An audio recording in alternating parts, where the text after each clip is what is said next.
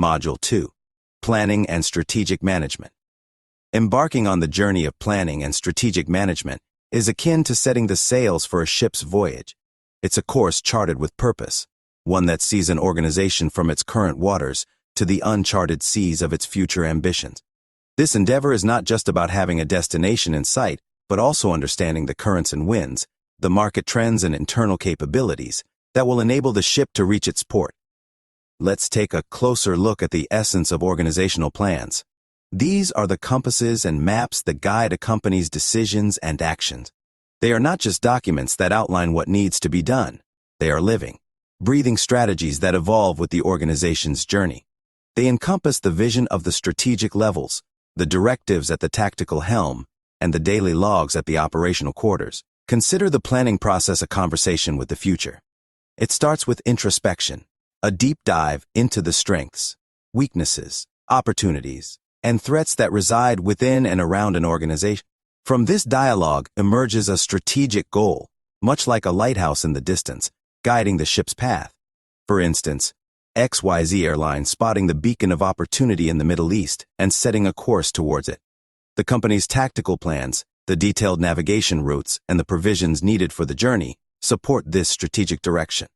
These plans might outline the specific flight routes, the pricing strategies to outmaneuver pirates, competitors, and the tailored services that speak the language of the lands they wish to explore. Now, let's drift towards Porter's generic strategies, akin to choosing the type of vessel and the manner of sailing. A company can be like a speedy clipper, outpacing others through cost leadership, or perhaps an ornate galleon, unique and distinguished through differentiation. Or maybe it's a sleek privateer, focusing on a niche market. XYZ Airlines, in its venture into the Middle East, could choose to be any of these vessels, depending on the seas they're sailing, the market conditions. Their corporate-level strategies are the flagship decisions, the commands from the admiral's ship. They dictate the fleet's overall direction and how it will sail in formation. For an airline looking to grow, this could mean expanding the fleet, navigating new alliances, or perhaps even flying under the flag of another through mergers and acquisitions. Related diversification is like an admiral's decision to not only command ships, but to also control the ports and the trade routes.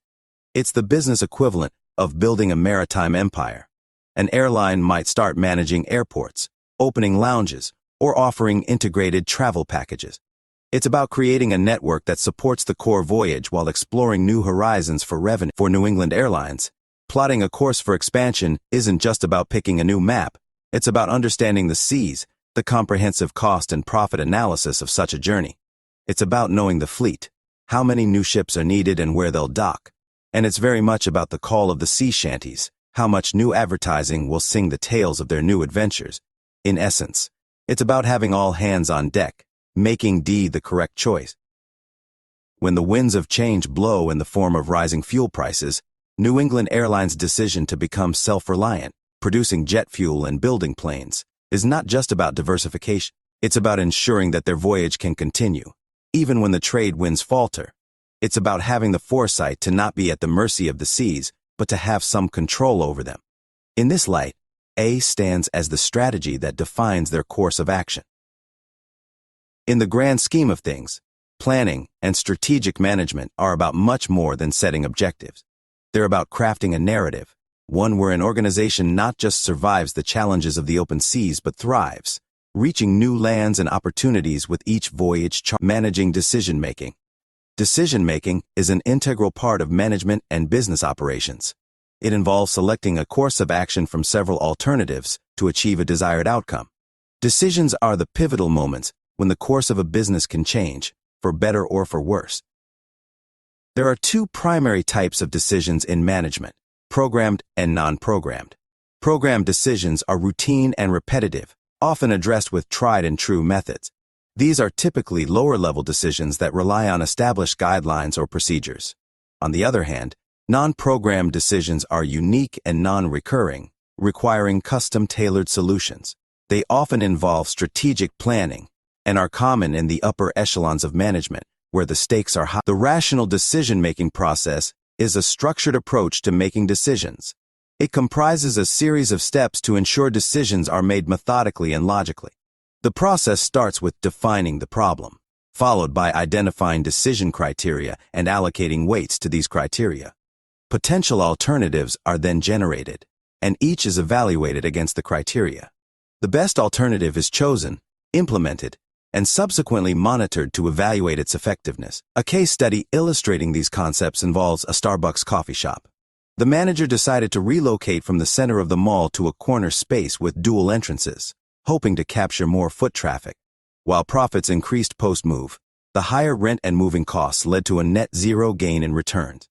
This unexpected outcome means the manager must reassess the situation and consider alternative solutions.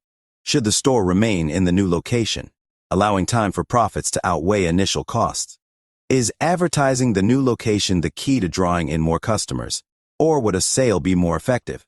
Perhaps moving back or relocating outside the mall might reduce rent and maintain visibility.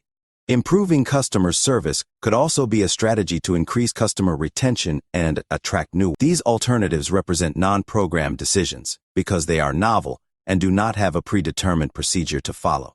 The manager's decision-making process will likely be influenced by factors such as the cost-benefit analysis of each option, the store's financial cushion to absorb further changes, customer feedback, and competitive actions. Returning to the questions at the end of this chapter, DEF Corp.'s reliance on a computer algorithm for marketing decisions is an example of programmed decisions. The algorithm operates within a defined set of parameters based on past experiences and market data, automating the decision-making process for routine scenarios. In the second question, the plant manager brainstorming ways to boost employee morale is at the stage of identifying alternative. This step is crucial as it opens up a range of possibilities to address the issue at hand, which is the essence of non-programmed decision-making. In a situation where a manager's chosen alternative is not yielding the expected results, it's essential to reevaluate the situation. The manager should assess why the chosen solution failed and consider the feasibility of other options. It may also be necessary to revisit the problem definition or the criteria for decision-making. A thorough analysis could reveal that the issue was not properly defined in the first place, or that certain alternatives were overlooked. The manager must remain flexible, learn from the outcomes, and be prepared to steer the business in a new direction if required. Effective decision-making is not a linear process and often requires the ability to adapt and change course when new information becomes available. A manager's skill in decision-making is tested not just by the decisions made but also by how they manage the consequences of those decisions.